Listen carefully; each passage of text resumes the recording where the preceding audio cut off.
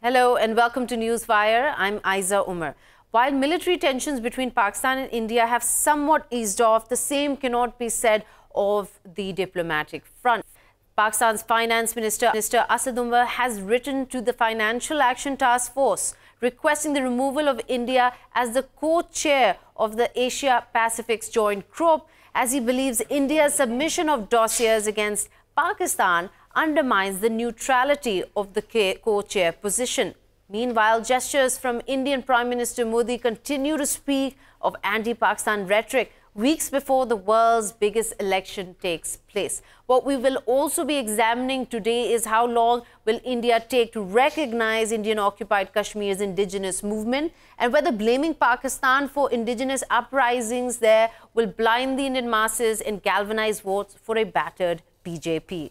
Let's talk to our guests. Guest in Islamabad studios, Lieutenant General Amjad Shoaib. He's a defense analyst. Welcome to the show, General Amjad. Also, I'd like to welcome Mr. Gowhar Geelani, who is joining us from Srinagar. He's a journalist there, been watching the scene in Srinagar and around very closely. And also Mr. Inam, Nabi, a political analyst, as well as a contributor to one of the Kashmir dailies that are currently undergoing what can be understood as government coercion on the media to toe the line. Welcome to all three of you to our show. Let me start with you, General Amjad Shoaib, in a take on what the development has been between Pakistan and India, especially after Finance Minister Ayza Omar writes to the global body on removing India as the co-chair to the FATF. What do you think this represents for us?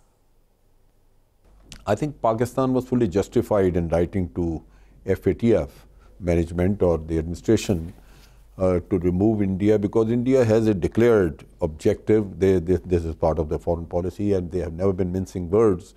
They have been telling very openly that they want to isolate Pakistan diplomatically. They want to damage our economy, and this is what they have been doing all along.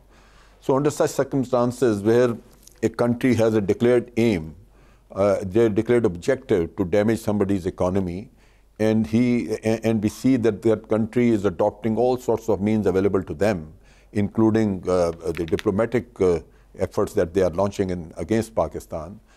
So how can you really trust this organization where you have people or the countries like India sitting there? So naturally, we have expressed our fears. I don't know whether they ultimately remove India from the panel or not. That I can't say, because these organizations, they also have the political motives too. And the countries who join hands with India and have their unified objective against Pakistan, so they may try to prevail.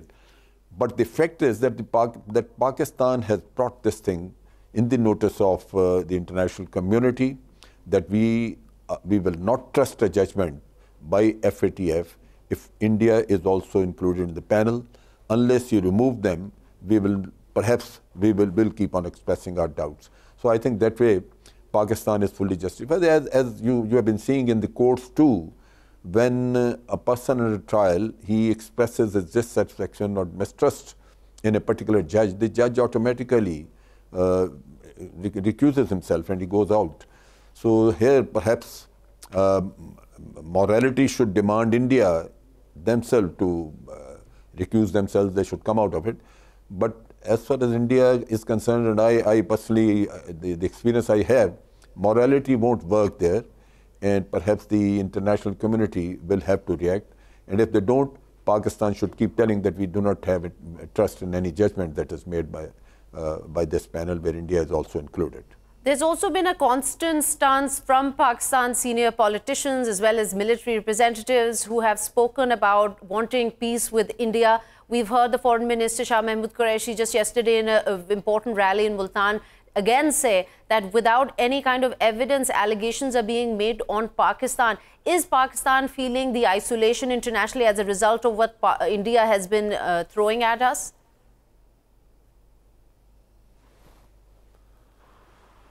No, I don't think we are isolated. I mean, India, perhaps they have tried their best to isolate Pakistan. and they have been running from corner to corner. But I personally have a feeling that there are countries who are siding with Pakistan, at least, and there is a large number of people who are working as, a large number of countries who are working as neutral countries.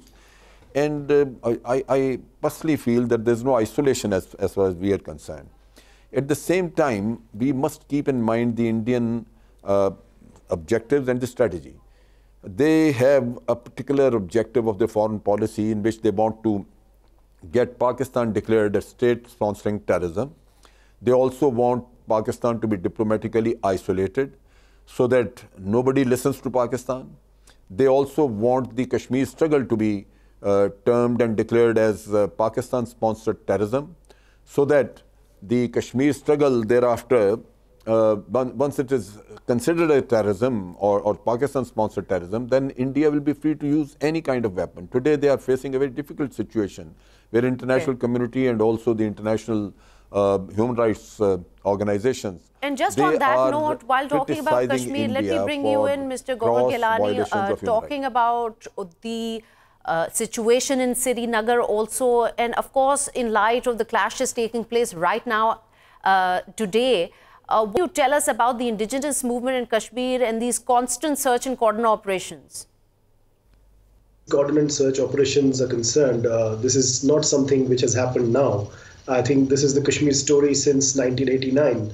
Earlier, the term used for such operations was crackdown. So for 3 days, 4 days, people would be, the men folk would be driven out of their homes. The females would be kept in their houses, and the search operations will be conducted. And one by one, people will be brought to, certain cats to get them identified. So that was the story in the 90s. And it has continued.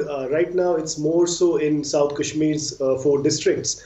And now they have invented a new term, cordon and search operation. And since the Narendra Modi-led government came into power in Delhi, they have launched an operation which they refer to as Operation All Out. So it's very bizarre, and very paradoxical that Delhi, on the one hand, claims Jammu and Kashmir as its integral part, but while conducting operation against people of Kashmir, they also use the term Operation All Out. So would you say, Mr.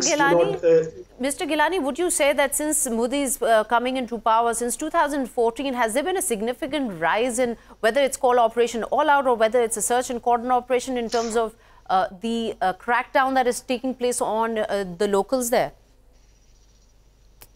Absolutely, there has been a spike. There has been a spike in violence, and if you see in the last 4 years, the number of casualties, civilian casualties, has gone up. The number of armed rebels who have been killed has gone up. Even the number of armed forces personnel, government forces personnel, even J&K police, everything has gone up. And this is because there is absence of any meaningful political intervention, and there is this denial of a political dispute, and there is this policy where the thrust is that Kashmir story does not exist. There is no Kashmir story, and the aim is to contain the Kashmir story. The sense also here in Kashmir that in communication of Pakistan with India, there has been the tone has been apologetic, and even the mention of word terrorism does not actually come as far as Kashmir struggle is concerned, because in the eyes of many Kashmiris, majority of Kashmiris, the only terrorism that is in Kashmir is the state-sponsored terrorism. So let me pose this question. Let me pose. Hold on to that thought. Let me pose this question to General Shoaib. When this argument comes forward, after time and again, Pakistan's leadership continues to promote peace and ask India to the dialogue table, and what it gets in return is not only a lack of cooperation, but also the allegation that this is an apologist tone. What do you make of that? I think we have been a bit apologetic, and at the same time, we have failed to realize that India will never enter into any dialogue because they have a weak case. And if they really come onto the negotiations table, then their argument will not find the ground, and ultimately, perhaps they will have to come back to some kind of solution.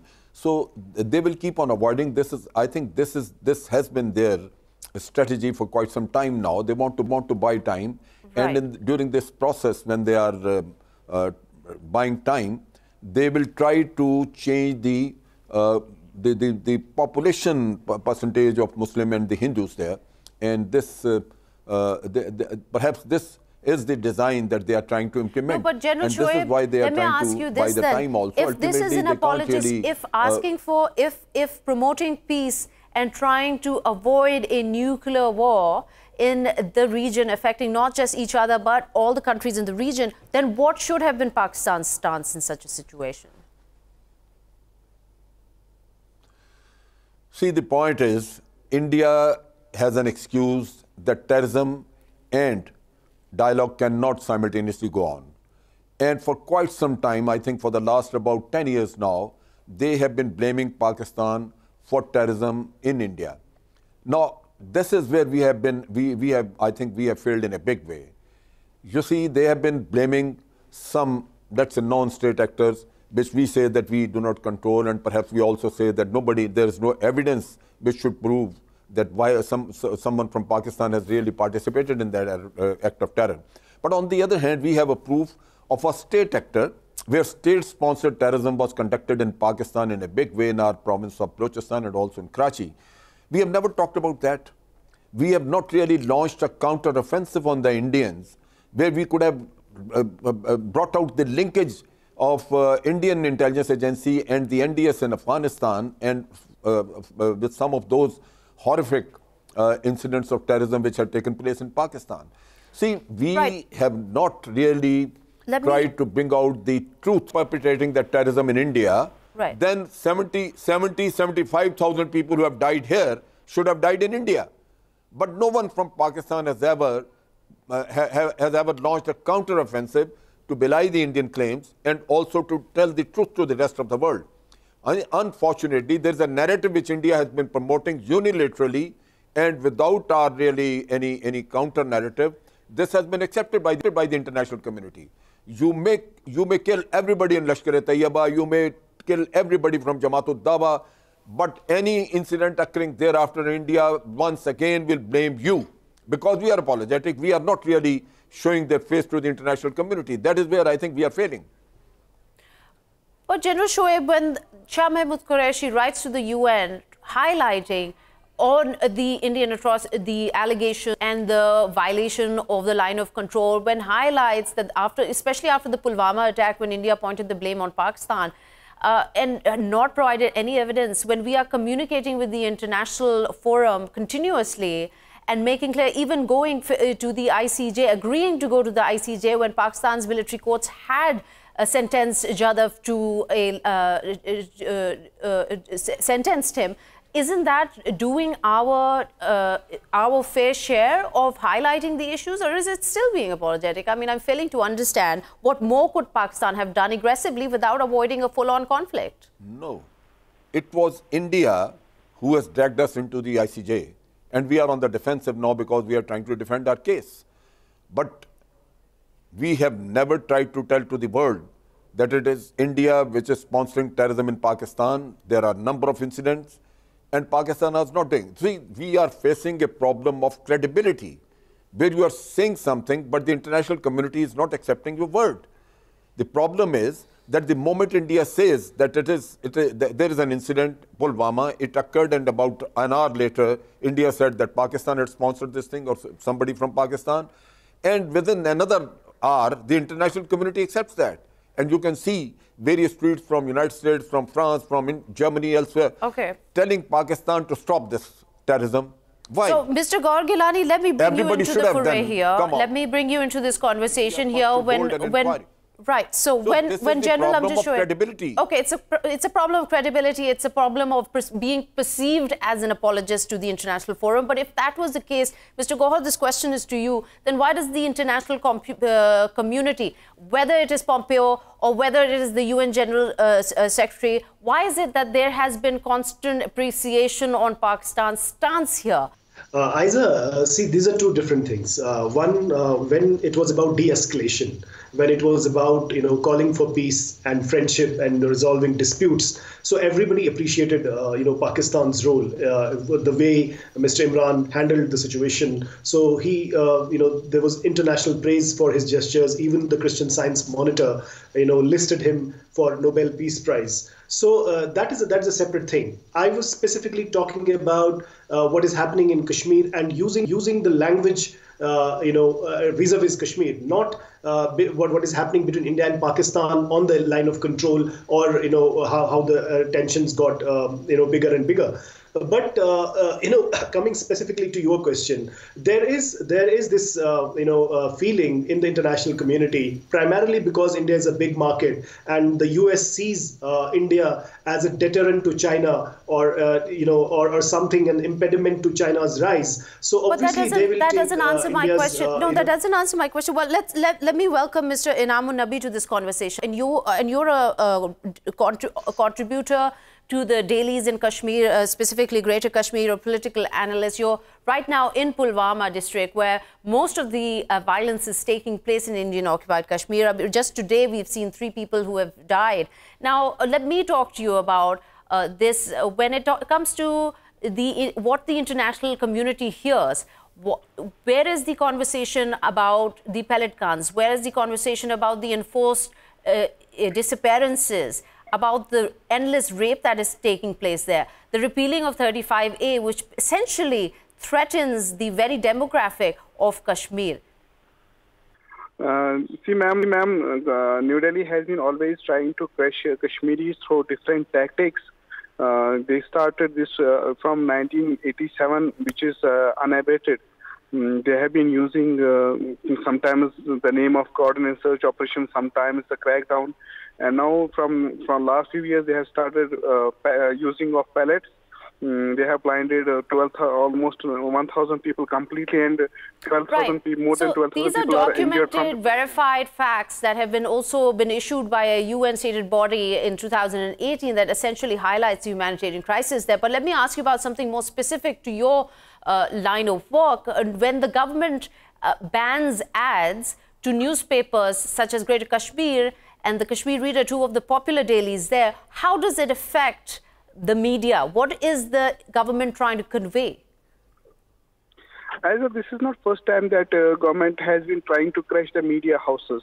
In early 90s and before in 2016 as well, we have witnessed a number of such incidents. They have been detaining the journalists. Asif Sultan is one of the journalists. He is working for a local magazine here. He is under the Draconian Law Public Safety Act, and recently now the government has imposed a ban on 2 dailies and the advertisement of 2 dailies. So it is just an attempt so that they will avoid highlighting the plight of Kashmir. They will avoid to highlight the sufferings. They will try to the way journalists are contributing in highlighting the human rights violation. It is an attempt to crush the media houses. But we have witnessed it in 2016 as well, how media houses have been raided, how they stopped the publications of newspapers, how they stopped the local news channels here. So these attempts in Government of India has been making from last 30 years, and they have always failed. Again, this time they will be failing again, as nobody is going to succumb before their tactics and pressures. So when blank pages of these dailies were published on Sunday in protest to ads being banned to Greater Kashmir and the Kashmir Reader dailies, is this a significant amount of revenue that they derive from government ads? Is this because there is not a sound corporate structure there in Indian-occupied Kashmir? The paper which they have published yesterday, blank paper, front page blank, that was a part of protest. They were seeking the restoration of their rights, which the government has imposed on them pertaining to the government ads. Now, it is not question whether they will get revenue or not, but what is their right? They should get it at least. If they are claiming that this is the fourth pillar of the democracy, by curbing the journalism, by curbing, by putting the curb on... Why do they feel the need to curb journalism there? Because the journalists in Kashmir have been highlighting the human rights violations of Kashmir Valley. And after the Pulwama attack, there are a lot of harassments and humiliations going on in the valley. To curb such news, to curb such reports, it is an attempt to curb so that they should not highlight all these issues and plights of Kashmir. Mr. Gowhar, let me bring you in here. What do you think?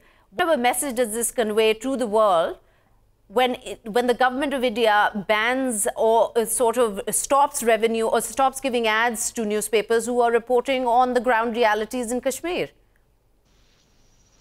See, Ayza, as far as the Kashmir Valley is concerned, it comprises of more than 10 districts, and the population is around, 7 million, 70 lakh. So the Greater Kashmir, for example, is the biggest newspaper. It's the largest circulated English daily and a very popular one, which has a history of more than 30 years now. And Kashmir Reader was not banned. It was banned for 2 months when there was a PDP and BJP government in 2016. For 2 months, Kashmir Reader could not be published. And in the same year, a leading human rights defender, Mr. Khurram Parvez, was arrested, and PSA, Public Safety Act, was slapped against him. So these bans actually started in 2008, when the first summer uprising happened in 2008, and then it started again in 2010. At that time, the first advertisements were stopped from New Delhi government, which are called DAVP ads. So they were stopped to Kashmir Times of Jammu, Greater Kashmir, and Rising Kashmir also. And now the trend has been that the attack is on Greater Kashmir and Kashmir Reader, if I understand because the state government, right. State government too has now stopped advertisements, and the majority of the revenue that these newspapers get is from the state ad. Because there is no corporate structure in Jammu and Kashmir. Right. So that's thought, Gowhar. I'll come back to you. Let me come to you, Mr. Inam Nabi, very quickly. When these kind of actions take place, especially with the elections right around the corner, can you tell me how does then the message comes across? How do journalists report on the ground? Does it affect your line of work at all, or do you have another forum to highlight the issues from? There have been many attempts to curb the voice of Kashmiris. So Kashmiris have never succumbed before such tactics. It is not that they have started curbing the advertisement of dailies, but we have seen number of times when journalists have been killed. We have seen when journalists have been slapped with draconian laws like PSA, as I quoted just now, that one of our journalist's brother is still in jail, Asif Sultan. He was slapped at PSA. And many times, many media houses have been attacked. There was a grenade attack, bomb blast in a Kashmir Press Service, a big media house here. Their chief editor was many times detained under POTA, Prevention of Terrorism Act, and so many other cases. So, but still, I hail and I appreciate the spirit of our journalist brothers who don't succumb before these tactics, and they continue to work in dire situations and circumstances. Thank you, Mr. Inam Nabi. Coming back to you, General Amjad Shoaib, trying to understand the complex situation here. Let's reflect a little on the election campaign that is underway. What we've seen recently is polls coming through different newspapers and TV channels in India have shown that after the Pulwama attack, Modi has actually gained popularity. Yes, the indications are that Modi has been able to gain or perhaps increase his popularity by about 7 to 8%. And with the passage of time, I think he is going to gain more, because in a country where, anti-Pakistan slogan is the only thing that can motivate their or perhaps generate that kind of unity amongst the masses. And I have heard people saying that Modi, few weeks earlier, the farmers were crying. They were saying that Modi has destroyed them. They have no business. Their products are not being sold in the country, and they are not getting the due return for that. But now, the same people, they are saying, because Modi has adopted a very tough stance against Pakistan, we are quite happy even if we lose our money. Personal money doesn't matter. So let him teach a lesson to Pakistan, and he is the only strong person, so we'll vote for him. So that kind of mindset is already prevailing. During the last 4 years, Modi has promoted that kind of hatred towards Pakistan and also towards the Muslim, because this perhaps suited him for his next election. He had managed to win first election on this rhetoric, and now the second election is around the corner, and I think he's following the same strategy, and that is where perhaps this Pulwama issue comes in. And with Pulwama, they have been able to capitalize on Pulwama, and ultimately his popularity has increased. So this is for the Indian opposition to come out, and they should be able to confront Modi with the reality, and they should be able to tell the people that, look, this is his creation. He has created a situation where he should be able to gain on the political front. But I don't know whether the opposition voices are going to be heard in an atmosphere where there is so much of hatred towards Pakistan, and people, they just want to listen every moment. Their ears are available. So, Mr. Gowhar, what do you think? Do you think there is a chance? There is a chance action by the Indians. Mr. Gowhar, what do you think? That you think there is a chance during these election campaigns that are taking place, especially for a party that is already facing a huge challenge in trying to secure another term? Do you think that there is a chance that sane voices will prevail, whether it's from the opposition or from Indian media? What is the sense in Srinagar? See, Ayza, there are two things. I partly agree with the speaker before me, but there is another side to it. The other side is that as far as Modi's agenda was concerned, it was centered around four things. One was the Vikas, which is a Hindi word which means development, and opposition is cornering him on Vikas because there has been no development. And then he introduced one more thing that was described as demonetization, Notebandi, to bring back black money from foreign countries. And that on that count also Modi failed. Then he introduced two economic reforms as GST. So that too also failed. And then there was this thing that I will give jobs to crores of people. That did not happen. And the farmers will not have to commit suicide. That also didn't materialize. So if you see the last three elections in big states, one was Madhya Pradesh, Rajasthan and Chhattisgarh, which are known as Hindi belts, strongholds. And they BJP lost elections because there was rural distress. Farmer distress. So right now, Rahul Gandhi and the other like-minded parties, which are working with close association with Congress, are cornering Modi on those things. They're cornering him. But there is also one section of population. Let me complete this thought. There's one section of population in India which sees Modi as a reincarnation of Lord Vishnu, who will kind of regain India and the Hindu land, and for them not only Kashmir but also Pakistan and Afghanistan is part of the Akhand Bharat. This is the right-wing, hardline Hindu, pro-Hindutva school of thought. And let me welcome Mr. Nishant Varma. He's a political analyst. You're joining us from New Delhi. Welcome to Newswire. Just talking a little more on Modi's election campaign and what he's hoping to secure. Can you reflect a little, or you heard our guest earlier also, can you reflect a little on this population? Is this a significant population we're talking about that looks at Modi in that light? Gowhar Geelani very rightly pointed out about his failure. There are more to it actually. But when you're talking about the population which probably is looking up to him as a incarnation of someone, and that's a very, very minuscule number. That does not reflect the electorate of India at all. Even the electorate which actually voted for them means Modi and BJP in 2014, 90% plus would not even think on those lines. It's about a minuscule number, which definitely, the what we call in India, bhakts, those bhakt kind of people, they are the diehard fans and followers. Right. So, Mr. Varma, when we look at recent polls that have just been published, and again, these are news publications and Times Now, for example, they came out with a poll saying that 7.2% Modi has gained popularity in the past since Pulwama attack, 14th February. What do you make of that? What does that represent to you? Yeah, I must highlight, I am myself a panelist on Times Now and other national media channels of India, where we do a lot of national approval rating and how the mood goes on and what is happening, all the psephologists that come up with the numbers. But if you notice, since November 2018 until now, they themselves have been dipping the numbers that BJP and Modi will gain. So whatever is happening there is a very small size of a sample that is negligible. Not even, one seat can be thought in those manners. So you're saying that the respondents don't represent entirely what those 900 million voters are going to be voting for. So what else can you tell us then? What is a good, better picture to understand as Modi's stance in India, and how is it being perceived now?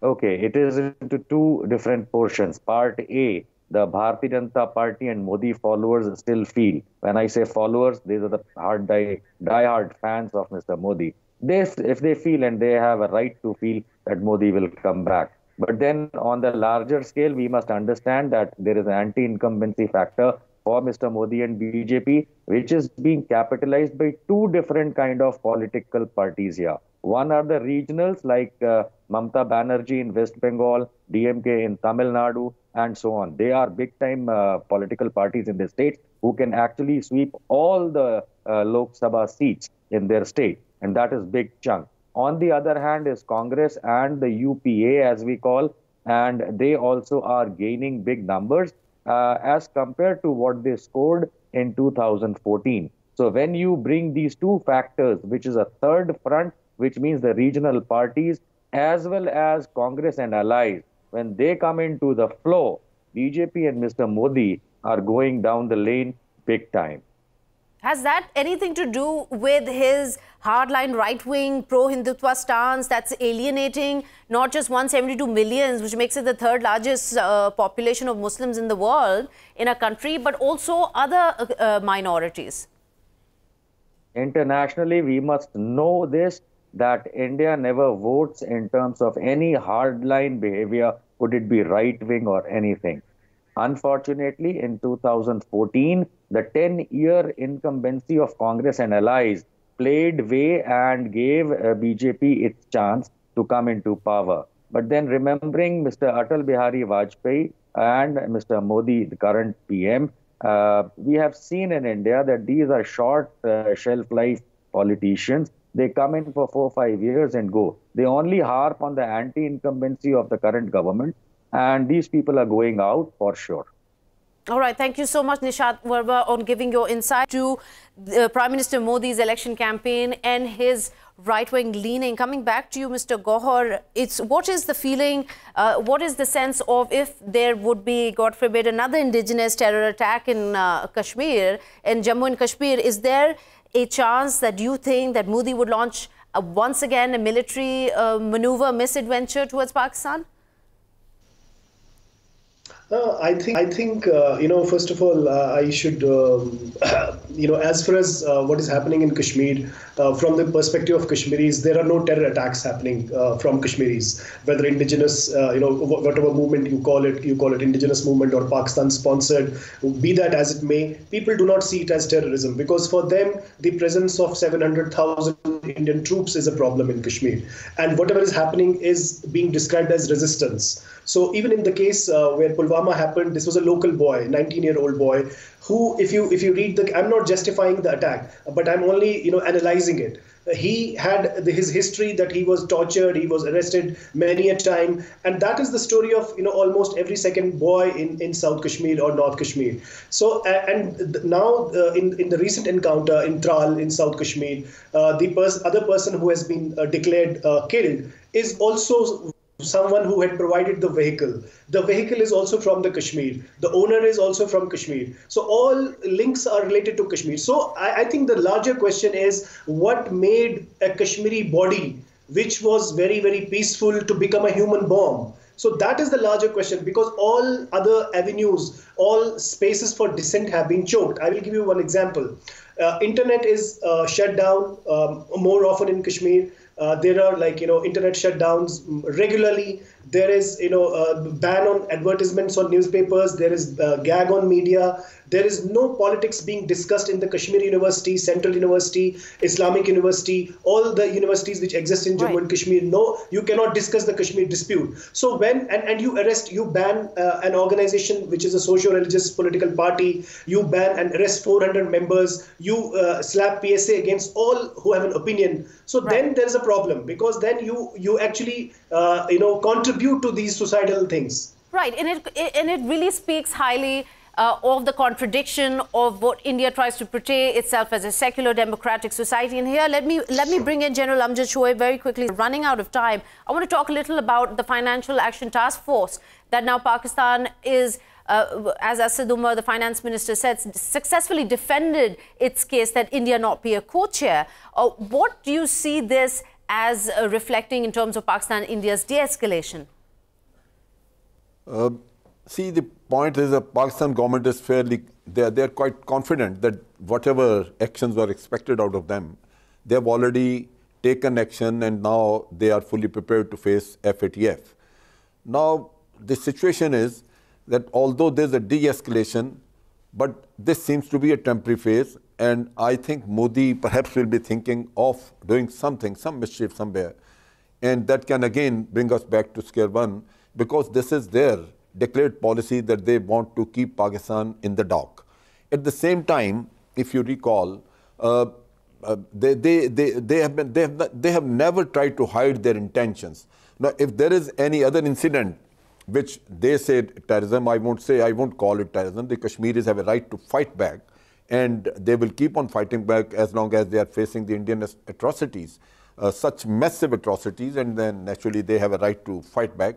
If there is any incident of that nature, again, the blame squarely is going to be put on Pakistan, and that is where I have a fear that we have failed to come out clear. We have not really been able to put across our narrative to the international community, where they should have accepted our word and told India to get into some kind of negotiation in Pakistan, carry out a joint inquiry, and then only then come to some kind of conclusion where Pakistan could have been blamed. Right. Thank you so much, General Amjad Shoaib and Mr. Gowhar Geelani, for joining us here on Newswire on this important discussion. But we're going to take a quick short break here. We'll be right back.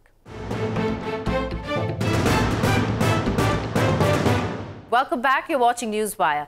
The United States and the Taliban negotiators announced a two-day break from talks in Qatar following extensive discussion for 11 days and a renewed bid to restore peace in Afghanistan. Meanwhile, in Afghanistan, at least 112 Taliban fighters and civilians have been killed in the latest fighting across the country. The Defense Ministry in a statement said that 102 insurgents were killed in US-led airstrikes and ground operations across the country. Taliban said that 10 civilians were killed by Afghan security forces in attacks on their homes in southern Kandahar and eastern Paktika province. So where does this lead the peace talks? To talk more on this, let's speak to our guests. We have with us Mr. Hamdullah Hamdard. He's a political expert. He's joining us from Kabul, and also Mr. Mushtaq Raheem, who is a journalist, joining us from Kabul as well. Let me start with you, Mr. Mushtaq. First of all, could you give me your take on the peace talks that have been taking place between the Taliban and the US? They've come to a pause for the time being. What did you make of these talks so far? Well, I think the good thing is that for a long period of time, the Taliban and the American team have been talking to each other. It's almost 2 weeks now, and the good thing is, although there have been some hurdles in front of the progress of the peace negotiations, but all in all, we can see that headways are being made, and there is some discussions going on. My analysis is that the progress has been good, though the details have not been released by any of the sides. But as much as we have been coming to know about from the different people who are part of the discussions, I think we can be hopeful about the positive results coming out of the negotiations that are going on right now. Right, Mr. Hamdullah, let me ask you then, with the ongoing violence that is taking in Afghanistan, taking as many as 112 lives there, including civilians, as well as insurgents, how does this reflect on the success of these talks? First of all, assalamu alaikum to all of you. Thank you very much for the question. The sacrifices that the deaf people are giving is all because of the war that is going on, and that's why the peace talks are going on, and all the Afghans are willing to support the peace talks between the Taliban, the US, and Afghanistan. This trilateral peace talks to succeed soon and finally restore peace to Afghanistan. This definitely will have some pros and cons, and Taliban will definitely be trying to have less casualties in this war and to give more casualties to the government so that they can talk with the US with more confidence and as a conqueror of the country or in this war. So that is the positive aspect for the Taliban. However, the negative aspect for the people of Afghanistan, that they are losing their lives in this war that has been going on for the last 18 years in Afghanistan. It is a big concern, while a lot of analysts and critics have said that those who are losing their lives in Afghanistan, whether it's the security forces, and Mr. Mushtaq, this is a question for you. is collateral damage. Is that a fair assessment on this 17, 18-year-old war that has been taking place? Is that the cost that Afghans have to continue paying while, as analysts say, Taliban is buying more time? You know, there are skepticisms present in the process. Some people do doubt the whole process, believing that it's the same old saga where the Taliban get engaged in the peace negotiations during off-season of the fighting, which is the between December and March, and then they get back to the usual business. But I don't see it to be that kind of scenario this time around, because the engagements are quite at a very high level from both sides, Taliban and the U.S. We can see that there is a lot of willingness on both sides, and we can see that the pressure that has been exerted by the Afghan people during the course of 2018 have been bearing results, where people have been demanding peace negotiations from all sides. So this time, it is quite a serious sort of negotiation, and we are quite hopeful that it will produce positive results. Now, coming to a question about the collateral damage as well as a loss of lives, particularly over the course of last couple of weeks, where things have spiked in terms of insecurity. You know what? If we look at the experiences of elsewhere in the conflict zones, you will come to know that this is a normal exercise in asymmetric warfare, where the guerrilla sides heighten, they increase their mobility in order to confirm their hold on the context, on the conflict context. And for that, they get extra mobilized. And when they go to the negotiation table, they have their cards secured, telling the other side of the table that, see, we continue to dominate. And that's why when you're talking to us, don't deal with us like a non-governmental, asymmetric warfare partner, but as an equal partner. So that's one side of it. Second reason is that, you know, there are definitely some spoilers, even among the Taliban, who may want, and there is a theory regarding that can be the case, that some of the Taliban groups might not be interested in the peace process and they would want to spoil it. But all in all, I can tell you, this is something that we should expect. The war might further heighten up, might get much bloodier than it is right now as the peace process proceeds, until we reach a settlement and the Taliban announce some sort of ceasefire, as well as the Afghan government gets engaged with them as part of the intra-Afghan dialogue, which is, of course, on the cards. So I can tell you this is part of the package.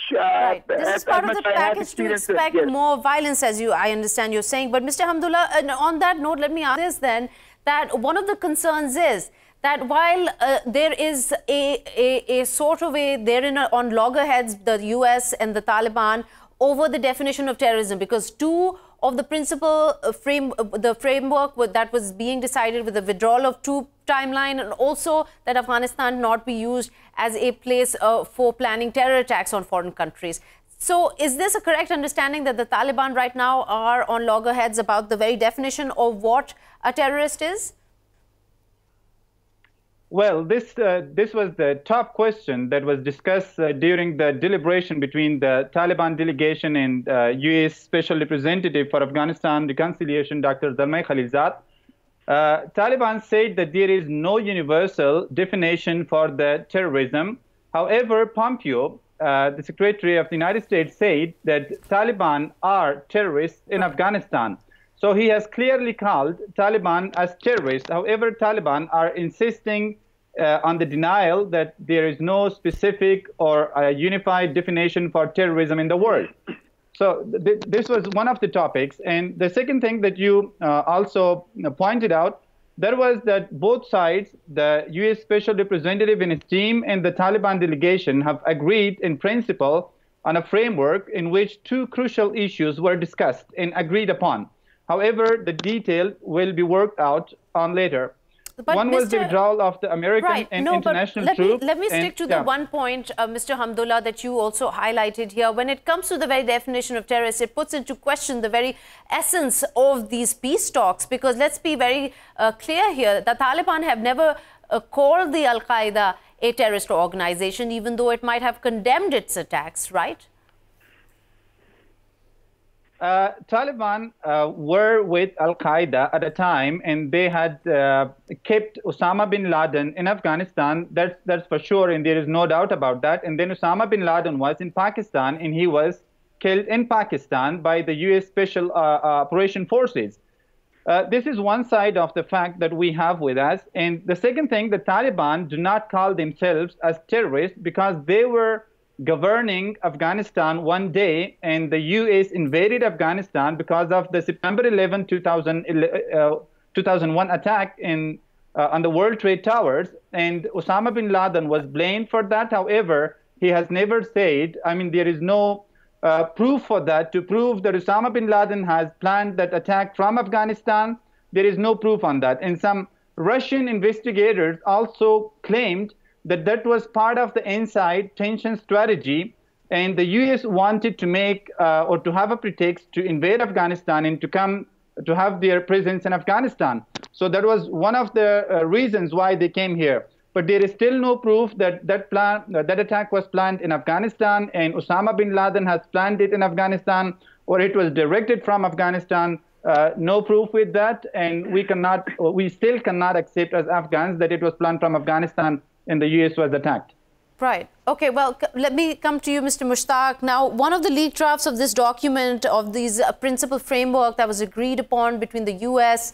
and the Taliban negotiators, it sort of suggested through reports that an interim government would be set up. There was a possibility of an interim government. Now, this draws a lot of criticism from the incumbent Afghan government.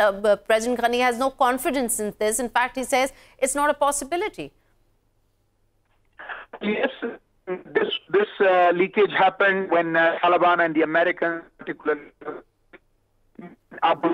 months back, and in there it was discussed on the table, but later on both sides denied that we have not discussed this at all.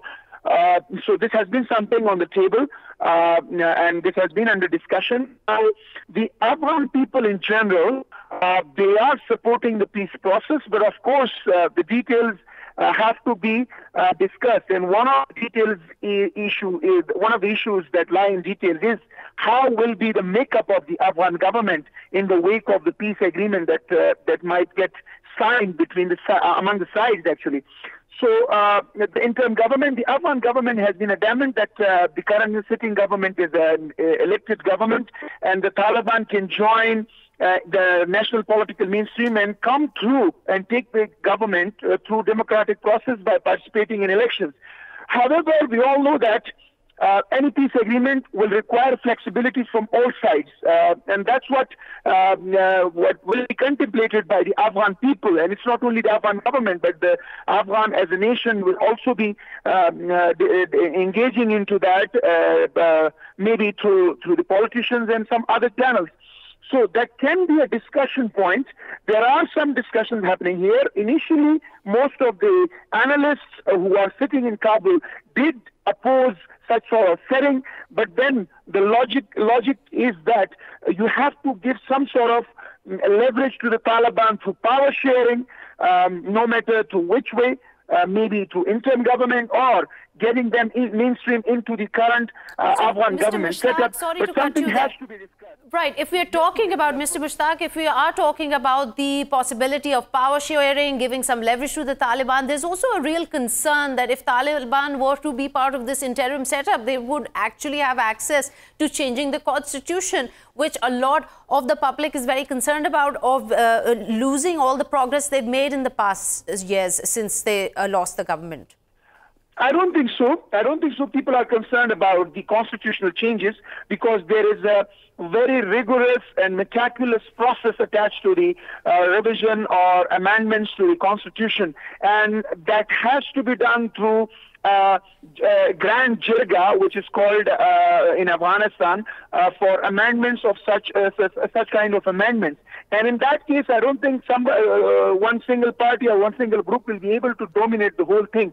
The concern is that if there is an agreement where these details are not ironed out, including the interim government, constitutional arrangements, future makeup of the Afghan government, etc., that is the concern, not the amendments to the constitution, because that remains open to constitution through a consultative process which engages absolutely every walk of the life in Afghanistan, people from all walks of life in the country, and they can be part of it. So that's not a concern. The concern is that details of how are we going to engage in future all the issues that I mentioned earlier.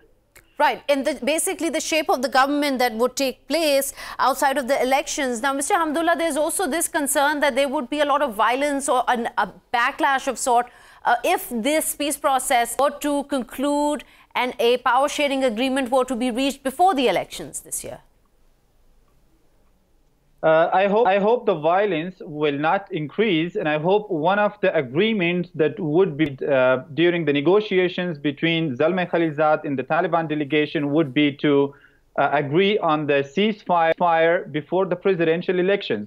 Because once we have the presidential elections succeed in the country, then Taliban can negotiate during the intra-Afghan peace talks, which is the second part or the second stage of this Afghan peace talks after Taliban talked to Dr. Zalmay Khalilzad, and they put all their demands on the negotiation table to the US, whatever belongs to the US. One of which is, for example, the withdrawal of the US troop, which Taliban insists that they should withdraw by the end of 2019 from Afghanistan, and there should not be even a single soldier left in Afghanistan.